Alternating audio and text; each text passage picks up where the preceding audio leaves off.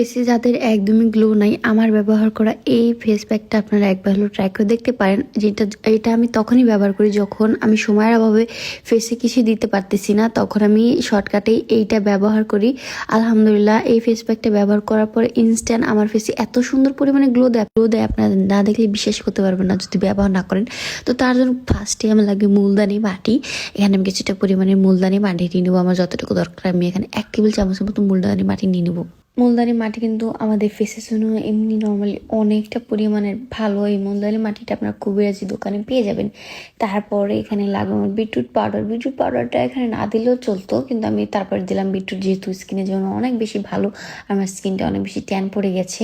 তারপর লাগবে অ্যালোভেরা, আমি এখানে অ্যালোভেরা দিয়ে দিব। তারপর লাগবে গোলাপ জল। গোলাপ জলটা আমার বেশি হয়ে গিয়েছিলো দেওয়া, তো যাই হোক, এটা কোনো বিষয় না, দেওয়া হয়ে গেছিলো বেশি। তারপরে আমি সুন্দরভাবে এটাকে মিশিয়ে নেব। এই যে আমি এখানে আরও একটু মুলতানি মাটি তারপরে এখানে একটু বেশি দিয়ে দিয়েছিলাম, তারপরে আমারটা ঘন হয়ে গেছিলো। যাই হোক, এখন সুন্দরভাবে মিশিয়ে নিলে আমাদের প্যাকটা একদমই রেডি।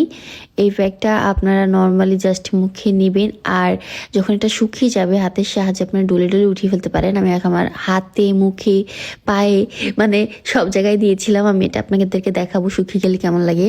এটা ব্যবহারে ভাই আপনার ইনস্ট্যান্ট রেজাল্ট দেখতে পারবেন, আপনার ফেসটা কতটা পরিমাণে গ্লো করে। তো এই তো আমি এখানে আমার হাতে ফেসে নিয়ে নিয়েছিলাম। এটা কিন্তু একদম র ক্যামেরায়, কোনো ধরনের কোনো ফিল্টার নাই, একদম আমার ফোনের নর্মাল ক্যামেরা দিয়ে তোলা। এখন দেখেন কতটা পরিমাণে গ্লো দিতেছে। আমি ভালোভাবে এটাকে উঠিয়ে নেব সুন্দরভাবে।